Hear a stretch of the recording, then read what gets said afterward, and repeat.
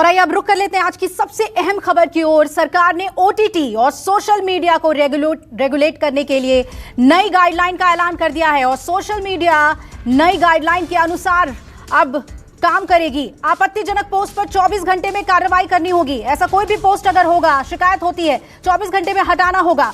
Post गलत पाए जाने पर इसे हटाना होगा और अश्लील पोस्ट की शिकायत होने पर कार्रवाई करनी होगी। आपत्तिजनक पोस्ट का जो सोर्स है वो बताना होगा, कहां से ये ओरिजिनेट हुआ ये जांच की जाएगी और पोस्ट हटाने के बाद यूजर को सूचना देनी होगी।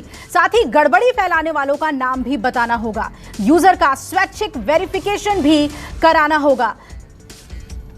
तो एक वृहद, जिसे हम कह सकते हैं गाइडलाइन सोशल मीडिया को लेकर, जो कि अभी तक भारत में नहीं थी, अब जारी कर दी गई है। सरकार ने ओटीटी के लिए भी नई गाइडलाइन जारी की है और अब ओटीटी पर कोई भी कंटेंट डालने की छूट खत्म हो जाएगी। कंपनियों को कंटेंट का नियंत्रण करना होगा। कंटेंट को सेंसर बोर्ड की तरह सर्टिफिकेशन दिया जाएगा और 3 कैटेगरी में कंटेंट को दिखाया जाएगा। दर्शकों की उम्र के हिसाब से भी कंटेंट का वर्गीकरण किया जाएगा। आपको बता दें कि हिंसा, सेक्स, अश्लीलता, भाषा, ड्रग्स के आधार पर वर्गीकरण होगा, यानी उम्र के हिसाब से कौन से कंटेंट को किस उम्र का दर्शक देख सकता है, यह वर्गीकरण करना पड़ेगा। यह सेल्फ क्लासिफिकेशन को फॉलो करना होगा ओटीटी प्लेटफॉर्म्स को। आज का हमारा rational and justification for new guidelines क्या है, मैं 4-5 पॉइंट आपके सामने रखना चाहता हूं और ये बहुत इंपॉर्टेंट है। पहला है कि आपको एक ग्रीवांस रिड्रेसल मैकेनिज्म रखना पड़ेगा एंड इस ग्रीवांस ऑफिसर का नाम भी आपको रखना पड़ेगा। Second, if there are complaints against the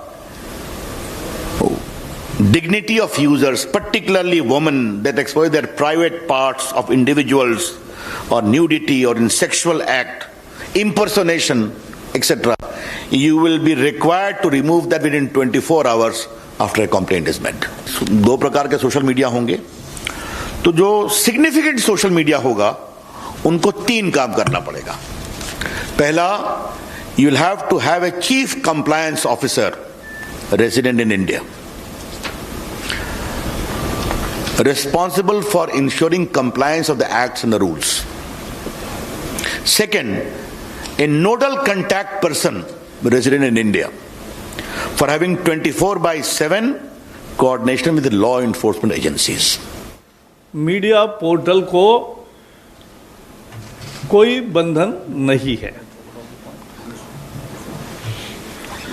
यहां टीवी के लोग हैं, उनको केबल नेटवर्क एक्ट में जो प्रोग्राम कोड है वो उनको फॉलो करना पड़ता है, लेकिन